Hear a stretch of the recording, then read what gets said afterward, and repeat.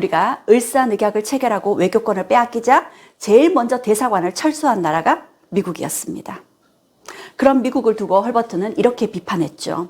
미국은 한국이 어려움에 닥쳤을 때 제일 먼저 한국을 저버렸다. 그것도 가장 모욕적인 방법으로 인사말도 없이. 헐버트는 이렇게 이야기했습니다. 나는 1800만 한국인들의 권리와 자유를 위해 싸워왔으며 한국인들에 대한 사랑은 내 인생의 가장 소중한 가치이다. 결과가 어떻게 되든 나의 그러한 행동은 값어치 있는 일이라고 생각한다. 헐버트 박사는 누구보다 조선을 사랑했고 조선인들에 대한 열정을 다했습니다. 그는 이렇게 이야기했습니다. 조선은 반드시 피어날 것이다.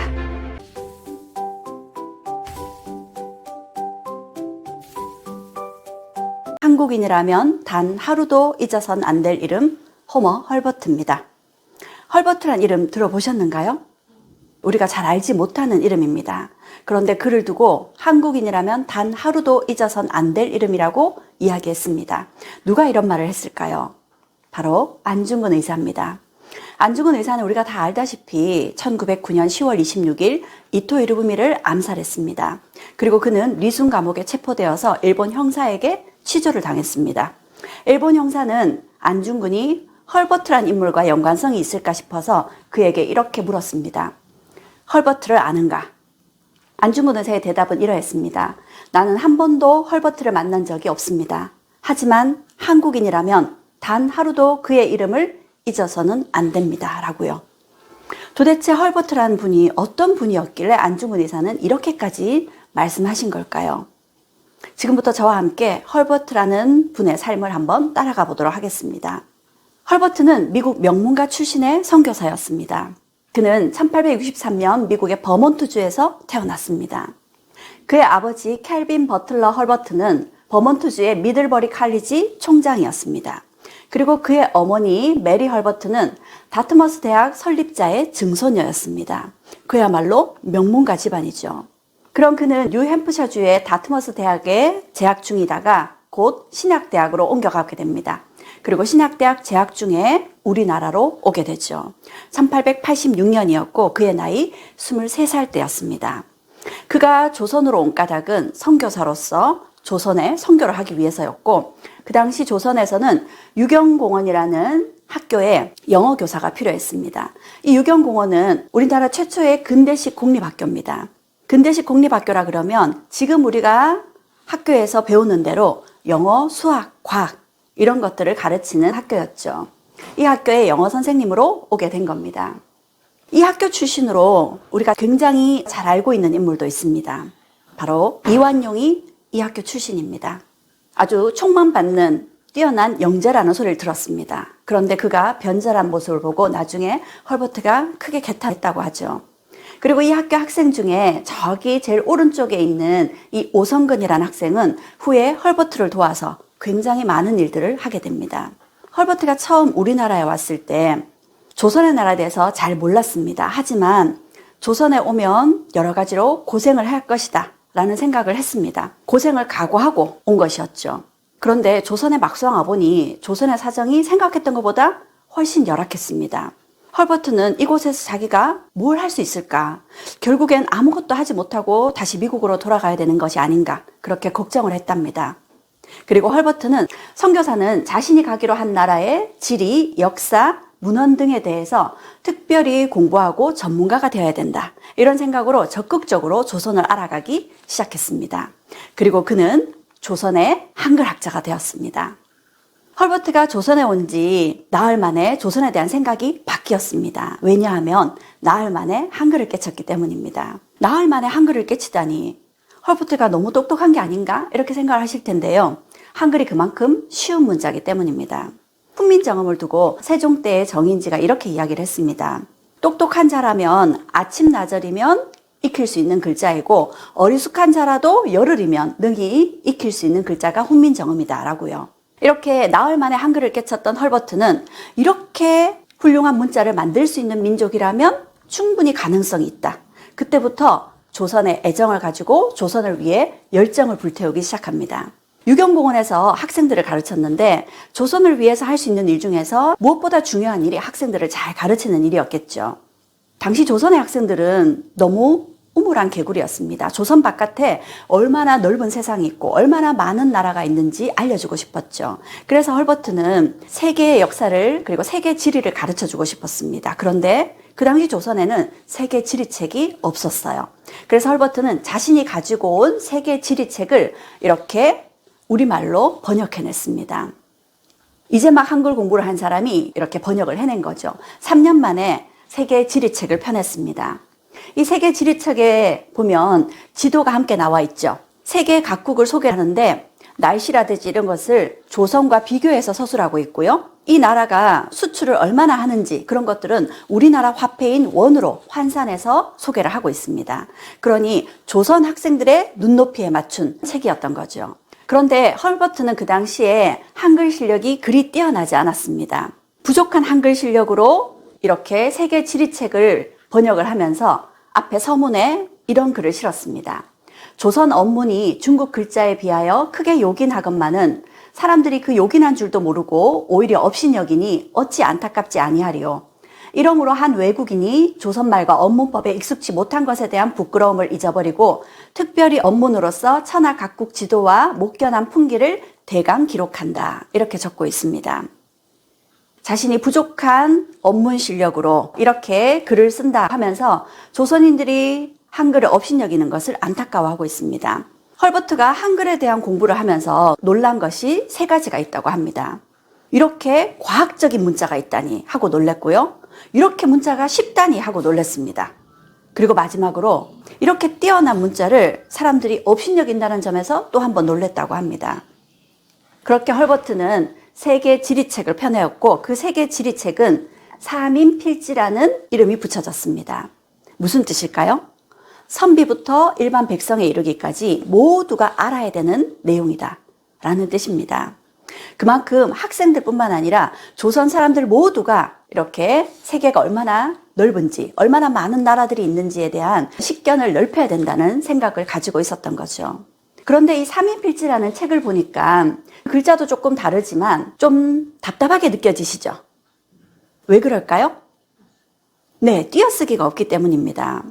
우리 글자가 굉장히 뛰어나지만 한 가지 아쉬운 점이 있다고 발견하게 됩니다. 바로 띄어쓰기가 없기 때문에 의사 전달이 잘못될 수 있다는 거죠. 그래서 조선 소식지 1896년 1월호에 우리말에 띄어쓰기가 잘못되면 이렇게 의사 전달이 잘못될 수 있다고 장비가 말을 타고 라는 문장이 띄어쓰기를 잘못해서 읽게 되면 장비가 말을 타고 이렇게 읽게 된다고 이야기하면서 띄어쓰기의 필요성을 강조하고 있습니다. 그런 헐버트의 적극적인 주장이 반영이 되어서 이후 독립신문에는 이렇게 띄어쓰기를 해서 기사가 쓰여지게 되었죠.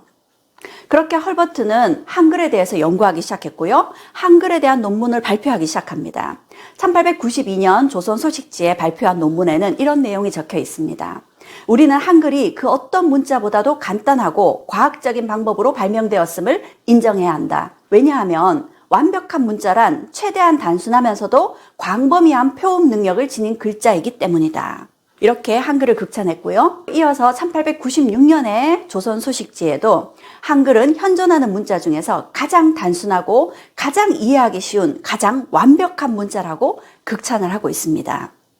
그리고 그는 1903년 스미스소니언 협회 보고서에 영어보다 한국어가 훨씬 우수하다 이렇게 이야기를 하고 있습니다. 도대체 무슨 근거로 이런 논문을 발표했을까요?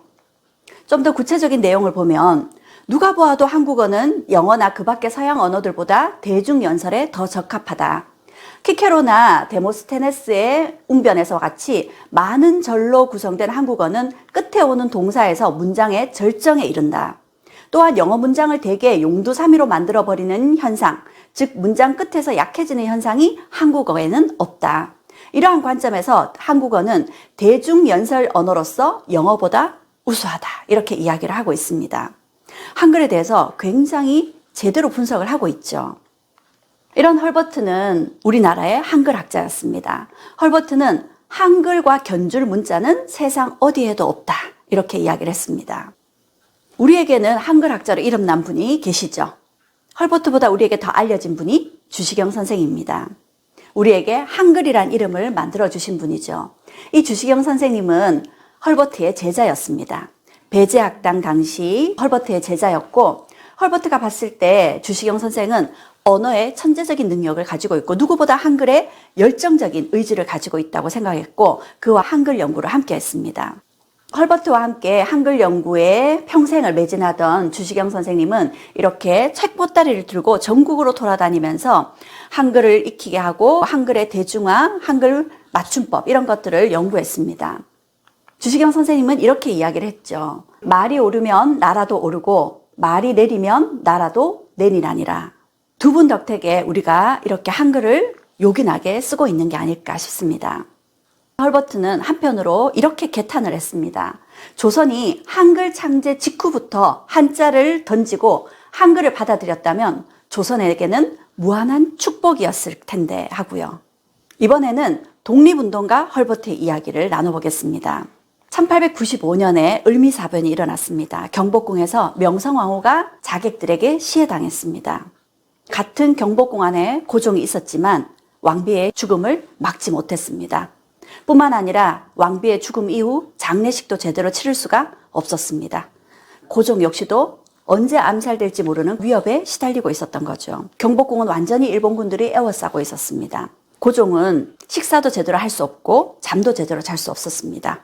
식사에 독을 태웠을지도 모르고요. 자다가 언제 암살을 당할지도 모릅니다. 그런 고종의 편에서 직접 식사를 만들어서 고종의 식사를 갖다 주고 고종의 방문 앞에서 돌아가면서 불침번을 섰던 이들이 서양인 선교사들이었습니다.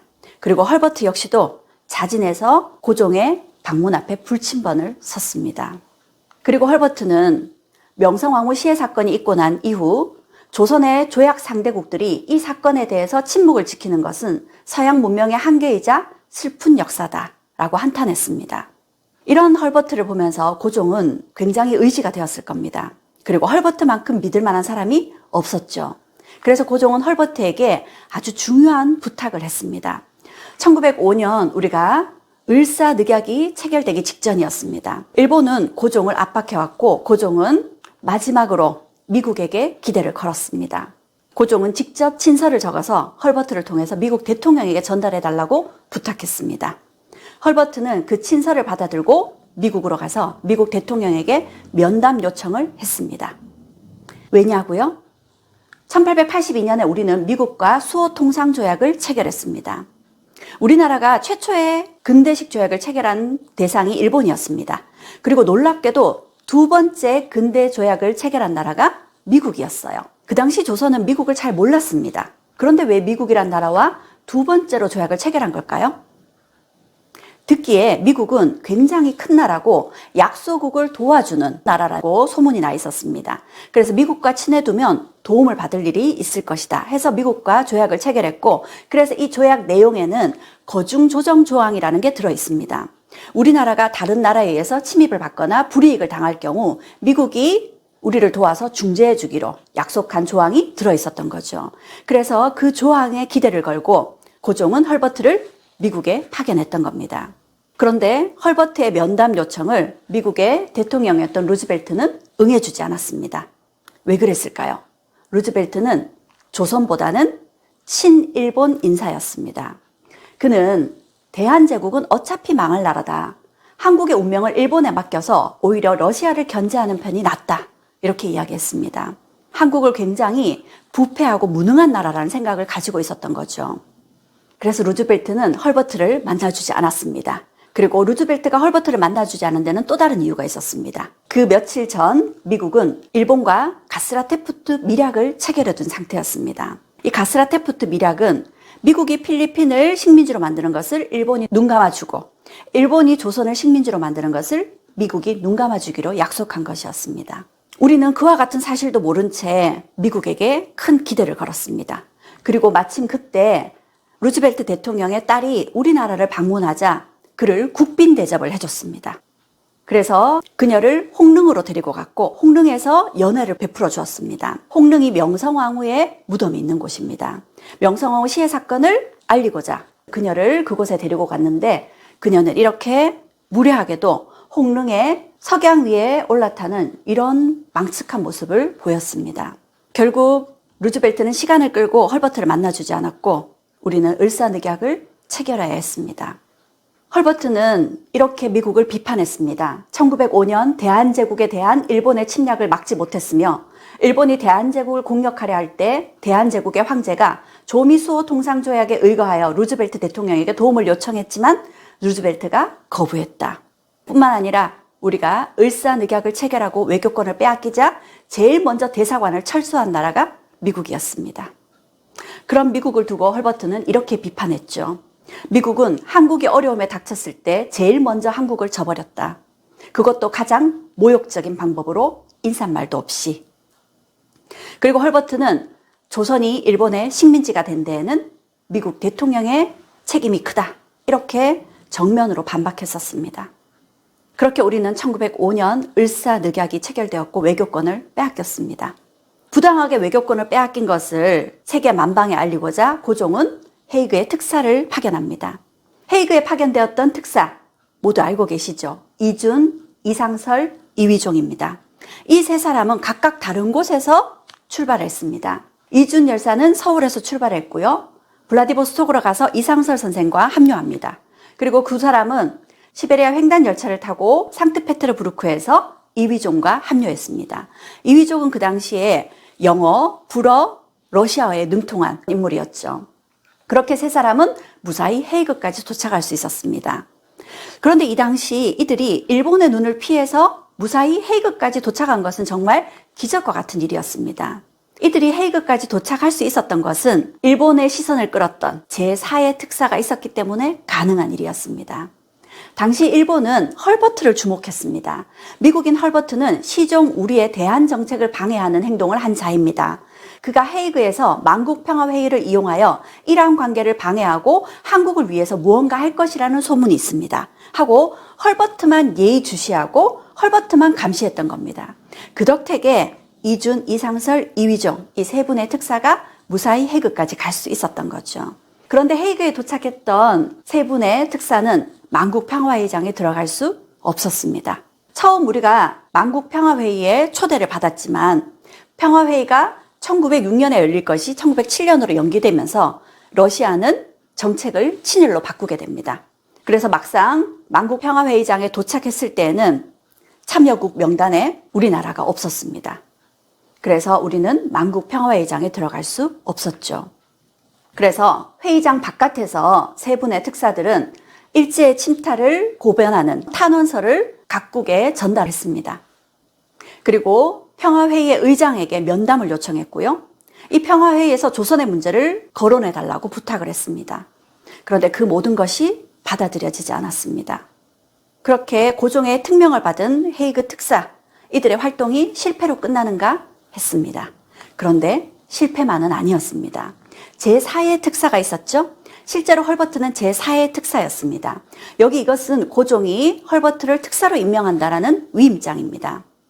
그리고 헐버트는 세 분의 특사와는 다른 길로 더 늦게 네덜란드에 도착을 했습니다. 왜냐하면 그는 가는 길에 러시아, 독일, 스위스, 프랑스 등등 조선과 수교 관계에 있던 9개의 나라에 고종의 친서를 전달하고 오고 있었던 거죠. 그뿐만 아니라 헐버트는 영국의 유명한 언론인이었던 윌리엄 스테드를 만나서 그에게 조선의 사정을 사전에 전달합니다. 조선의 사정을 전달받은 윌리엄 스테드는 그 당시 헤이그에 있던 헤이그 특사들로부터 탄원서를 받아서 그 전문을 만국평화회의보에 실었습니다. 뿐만 아니라 이휘종과 인터뷰를 하고 그 기사를 실어주었죠. 이휘종은 인터뷰에서 이렇게 이야기를 했습니다. 대포가 유일한 법이고 강대국들은 어떤 이유로도 처벌될 수 없다고요. 왜 대한제국이 희생되어야 합니까? 우리는 극동의 스위스가 될 수 있었지만 전쟁을 원치 않았습니다. 이렇게 대한제국의 억울함을 호소했습니다. 그뿐만 아니라 윌리엄 스테드의 주선으로 이들은 그 당시 150여 개국에서 온 기자들 앞에서 이렇게 연설을 했습니다. 이휘종은 각국 기자들 앞에서 일제의 침략상을 알렸습니다. 그 연설을 들은 많은 기자들은 대한제국을 지지하는 언론인들의 성명서를 만장일치로 채택했습니다. 그렇게 우리는 해외 언론에 우리의 사정을 호소할 수 있었죠. 하지만 결과는 달라지지 않았습니다. 그 당시 국제사회는 힘의 논리로 움직이고 있었으니까요. 그렇게 헤이그 특사 사건은 큰 결실을 보지 못했고 이 헤이그 특사 사건으로 발미암아 고종은 강제 퇴위를 당해야 했습니다. 강제 퇴위를 당한 고종은 마지막으로 헐버트에게 또 다른 부탁을 했습니다. 1909년이었는데요. 고종은 상해에 있는 독일계 은행에 비자금을 예치해 뒀었습니다. 그 비자금을 찾아서 의병들에게 전달해 달라고 헐버트에게 부탁했고 헐버트에게 위임장을 써줬습니다. 헐버트는 그 위임장을 들고 상해의 독일계 은행, 덕화은행을 찾아갔죠. 그런데 일본이 위임장을 위조해서 그 예금을 모두 인출한 후였습니다. 고종은 만일의 상황을 대비해서 그 당시 예금을 하면서 독일 영사로 하여금 보증을 서게 했고 자신의 친필 서명이 있는 위임장이 아니고서는 예금을 절대 인출하지 못하게끔 확답을 받았습니다. 그런데도 불구하고 이렇게 고종이 예치해둔 예금은 모두 사라져버렸습니다. 헐버트는 고종이 했던 조선의 운명이 걸린 그 세 가지 부탁을 모두 자신의 목숨을 걸고 했지만 좋은 성과를 거두질 못했습니다. 그게 헐버트에게는 아마 큰 마음의 짐이 되었을 것 같습니다. 헐버트는 우리에게 문화재의 지킴이이기도 했습니다. 여기에 있는 이 석탑은 고려 후기에 만들어진 경천사지 10층 석탑입니다. 고려 시대에 만들어졌던 경천사라는 절은 사라져버렸고 이렇게 탑만 덩그러니 남겨져 있었습니다. 그런데 이 탑이 우리나라에 있는 대부분의 화강암으로 만들어진 탑과는 달리 대리석으로 만들어진 탑이고 10층 석탑 구석구석에 화려한 조각들이 새겨져 있습니다. 이 탑은 무게만 해도 10톤이 넘고 높이가 13.5m입니다. 그런데 이 탑을 보고 1907년 우리나라를 방문했던 일본의 대신 다나카라는 사람이 이걸 훔쳐갑니다. 모두 140조각을 내어서 이걸 트럭에 싣고 기차에 싣고 배에 실어서 일본으로 가져가 버렸습니다. 뒤늦게 그 소식을 듣고 헐버트가 현장을 쫓아가 봤습니다. 그 이야기를 믿을 수 없었던 나는 당장 개성 풍덕으로 내려가 석탑이 원래 서 있던 자리를 살폈다. 주위에는 탑을 끌어간 수레의 바퀴 자국이 남아 있었다고 합니다. 이러한 일본의 야만적인 문화재 약탈 행위를 고발하기 시작했습니다. 우리나라 사람들이 일본에 항의했지만 일본은 들은 채 만채였습니다. 그래서 헐버트와 그 당시 영국인 베델이라는 인물이 적극적으로 이 경천사 10층 석탑을 되찾는데 힘을 기울여줬습니다. 베델이 만든 신문이었던 대한매일신보에서는 이 약탈 사건이 미국 등 해외에서도 큰 파문을 일으키고 있다고 기사를 실었고요. 다나카는 우리 국민을 만만히 봤다. 조선 인민은 그 만행과 모욕에 결연히 항거할 것이다. 라는 기사를 실었습니다. 이렇게 기사를 실어도 일본은 꿈쩍도 하지 않았습니다. 그러자 헐버트는 일본의 영자신문인 재팬 크로니클에 한국에서의 일본의 만행이라는 제목으로 기사를 실었습니다. 탑을 훔쳐간 자가 누구이냐 하고 연속 기사를 실었죠. 이렇게 이들이 활발하게 기사를 싣게 되면서 일본이 주춤하기 시작합니다. 그리고 헐버트는 헤이그에 갔을 때도 일본의 이런 만행을 그곳의 기사에 실었습니다. 그렇게 이 사건들이 알려지기 시작했고 드디어 미국의 워싱턴 포스트지에도 이러한 내용의 기사가 실렸습니다. 워싱턴 포스트지에는 임진왜란 때 두 탑에 눈독을 들인 자가 가토 기요마사였다. 이 두 탑이라는 건 경천사 10층 석탑과 원각사지 10층 석탑입니다. 두 탑이 쌍둥이처럼 닮아 있거든요. 그런데 400년 뒤 다나카는 서울의 원각사 탑은 서울에 있었기 때문에 차마 가져가지 못하고 개성에 있던 경천사 탑만 강탈해 갔다 하고 미국 신문에 기사가 실렸습니다. 결국 일본은 난처해지기 시작했죠. 일본 내 여론도 좋지 않았습니다. 그래서 결국 다나카는 11년 만에 경천사 10층 석탑을 다시 내어주었습니다. 이렇게 경천사 10층 석탑은 두 번이나 동해 바다를 건너야 했습니다. 해체되어서 동해 바다를 건너는 동안 그 훼손이 심각해질 수밖에 없었겠죠. 그런데 그 당시에는 우리가 이 탑을 보수할 만한 실력이 없었습니다. 그래서 돌려받은 경천사 10층 석탑을 그냥 방치하다시피 할 수밖에 없었죠.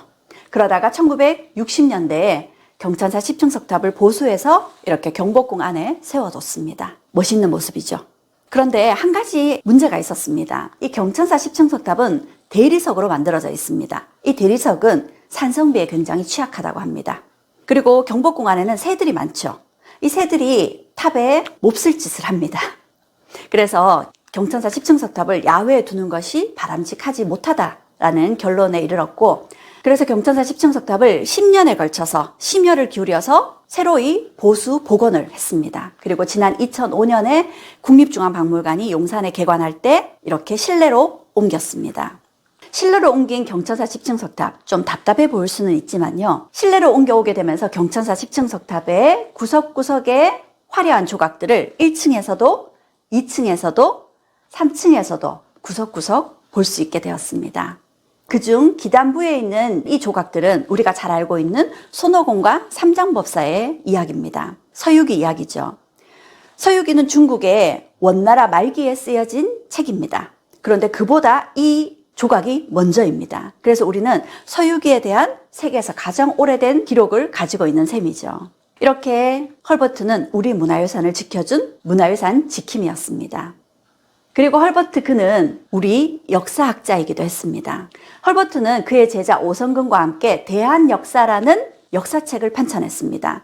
원래 상권과 하권으로 편찬을 하려고 계획을 했었고 상권이 먼저 편찬되었습니다. 1908년이었죠. 그런데 일본의 검열에 걸렸고 결국 1909년에 금서로 지정이 되었습니다. 일본 경찰이 영장도 없이 들어와서 책을 몰수해 불태웠다. 헐버트는 이런 일본에 비분간개했습니다. 그리고 헐버트는 이후 한국사라는 역사책을 영문으로 편찬을 했습니다. 이 한국사라는 영문으로 편찬한 역사책에 세종대왕에 대한 이야기를 이렇게 수록하고 있습니다. 문자의 단순성과 소리를 표현하는 방식의 일관성에서 한국의 소리 글자와 견줄 문자는 세상 어디에도 없다. 세종은 어려움을 마다치 않고 한자를 변형하는 방식이 아닌 전혀 새로운 문자인 소리 글자를 창제하여 한자로 인한 백성의 고충을 덜어준 첫 번째 인물이다 라고요. 세종대왕에 대해서 그리고 우리 한글에 대해서 누구보다 열심히 공부했던 흔적들이 이 글에 나타나는 것 같습니다. 그리고 그는 대한제국 멸망사라는 역사책을 편찬하기도 했습니다. 안타까운 대한제국의 멸망 과정들을 이렇게 역사로 서술했죠.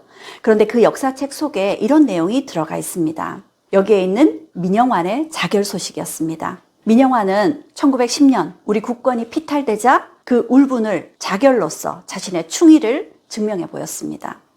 민영환은 나는 죽음으로써 임금의 은혜에 보답하고 2천만 동포에 사죄하노라 라는 유언을 남기고 스스로 자결했습니다. 그런 민영환의 자결 소식을 듣고 대한제국 멸망사라는 책에 이렇게 적었습니다. 그의 애국 충정의 정신이 한국인의 가슴 속에 영원히 살아 숨쉴 것이다. 민영환이라는 사람은 국권이 피탈되고 난 이후 스스로 배를 갈라서 자결을 했습니다. 그리고 그가 자결한 곳에는 피가 잔뜩 묻은 옷과 흥건한 피가 남겨져 있었죠. 그의 부인은 그가 자결했던 그 방을 그대로 보존해 두었습니다. 피가 흘렀던 흔적과 그가 입었던 피 묻은 옷을 그대로 둔 채 방문을 바깥에서 걸어 잠그고 보존을 했던 거죠. 그런데 약 1년쯤 후 그 방문을 열었는데 놀라운 일이 있었습니다. 그 피가 흥건하던 그 자리에 이렇게 4곳에서 9가지로 대나무가 자라고 있었습니다. 피가 흘렀던 자리에서 자라난 대나무라 그래서 혈죽이라고 불렀습니다. 그런데 놀랍게도 그 대나무 잎이 모두 45장이었습니다. 45은 민영환이 자결할 때의 나이였습니다. 그 45장의 대나무 잎은 지금 고려대학교 박물관에 보존되어 있습니다. 헐버트는 누구보다 한국인을 잘 알았고 한국인의 정서에 공감하고 있었습니다. 헐버트는 우리나라 사람이라면 모두가 부르는 아리랑 노래에 이렇게 서양식 악보를 붙인 인물입니다.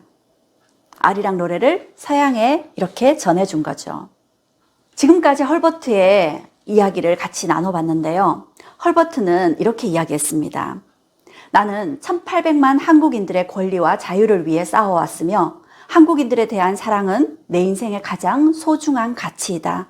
결과가 어떻게 되든 나의 그러한 행동은 값어치 있는 일이라고 생각한다. 그가 조선을 생각하는 마음이 어떠했는지 그의 진심이 그대로 드러나 있는 말입니다. 드디어 우리는 1945년 8월 15일 광복을 맞았고 1948년 8월 15일 날 새로운 정부를 출범하게 됩니다. 새로운 정부를 출범하기에 앞서서 그 당시 우리나라 독립에 기여해준 많은 분들을 초청하고자 했습니다. 그래서 헐버트 부부도 초청을 하려고 초청장을 보냈습니다. 우리는 한국을 위한 당신의 외로운 투쟁을 기억하고 있습니다. 새로운 정부가 탄생하는 8월 15일에 우리와 함께 하기를 바랍니다. 하는 초청장이 헐버트에게 갔습니다. 헐버트는 우리나라 국권이 피탈된 이후 추방되었죠. 그리고 미국 땅에서 조선을 위한 독립운동을 지지했습니다. 한국 땅에 오고 싶었지만 올 수 없었죠. 그런데 드디어 그에게 한국 땅에 오라는 초대장이 갔습니다. 그런데 헐버트는 우리나라로 올 수 없었습니다. 부인이 투병 중이었거든요. 부인은 한평생 헐버트가 조선의 독립을 위해 애쓸 때 조용히 그를 내조해 주었던 부인이었으니까요. 헐버트는 초대에 응할 수 없다는 답변을 보내왔고 그 당시 이승만 대통령은 그런 헐버트의 답변에 이렇게 답신을 보냈습니다. 한국 국민들은 귀하를 잊지 않고 있습니다. 라고요. 그리고 드디어 그 다음 해 1949년 8월 15일 광복절 기념식이자 정부 출범 1주년 기념식을 맞아서 또 한 차례 그에게 초대장을 보냈습니다. 이번에는 헐버트가 그 초대에 응했습니다. 그의 부인이 세상을 등졌거든요. 그렇게 헐버트는 우리나라로 오기로 했습니다. 헐버트가 86에 연로한 나이에도 조선으로 간다는 소식에 헐버트가 살고 있는 지역이었던 스프링필드에서 그를 인터뷰를 했습니다. 그 인터뷰에서 헐버트는 한국을 이렇게 이야기했습니다. 한국인은 세계에서 가장 빼어난 민족 중에 하나입니다. 한국인은 가장 완벽한 문자인 한글을 발명했고 임진왜란 때 거북선으로 일본군을 격파해 세계 해군사를 빛냈으며 철저한 기록 문화를 지니고 있습니다. 3.1운동이 보여준 한민족의 충성심과 비폭력 만세 항쟁은 세계사에서 가장 아름다운 애국심의 본보기입니다. 그런 누구보다 뛰어났던 한글학자이고 우리 역사학자였기에 한국인에 대해서 누구보다 이렇게 간단하게 명료하게 이야기할 수 있었던 거죠. 드디어 그가 한국행 배에 몸을 싣게 되었습니다. 그가 한국행 배에 몸을 싣기 바로 직전 이번에도 기자가 그에게 이렇게 물었습니다. 한국으로 돌아가는 소감이 어떤지 한 말씀 해주십시오. 그러자 헐버트가 이렇게 대답했습니다. 나는 일찍부터 소원했습니다. 웨스트민스터 사원에 묻히는 것보다 한국 땅에 묻히기를 말이죠. 그렇게 그는 한국 땅에 묻히고 싶어서 한국으로 왔습니다. 86세의 나이로 미국에서 우리나라까지 오는데 한 달이나 걸리는 아주 위험한 여행길이었습니다. 그런데 그는 죽음을 각오하고 우리에게 왔습니다. 1949년 7월 29일 날 우리 땅에 도착하셨습니다. 배에서 내리자마자 그는 땅에 주저앉아서 우리 흙에 입을 맞추셨다고 합니다. 그리고 8월 15일 기념식에 참석할 예정이었죠. 그런데 그 여행은 헐버트에게 너무 무리였나 봅니다. 결국 헐버트는 우리 땅에 도착한 지 일주일 만에 돌아가셨습니다. 1949년 8월 5일 날 별세하셨고 그의 장례식은 우리나라 최초의 외국인 사회장으로 치러졌습니다. 당시 헐버트의 죽음에 3천만의 애 끓는 통곡 어제 헐벗 박사의 연결식이 있었다 이렇게 기사가 났습니다. 헐버트의 장례식에서 당시 국무총리였던 이범석은 이렇게 이야기했습니다. 이 나라 혁명 선배보다 못하지 않은 이국의 혁명 영웅 헐버트 박사라고요. 헐버트 박사는 당신이 소원하던 대로 우리 땅 양화진 외국인 묘역에 묻혀 계십니다. 여기에 있는 이 사진은 작년에 제가 직접 찾아가서 찍어온 사진입니다.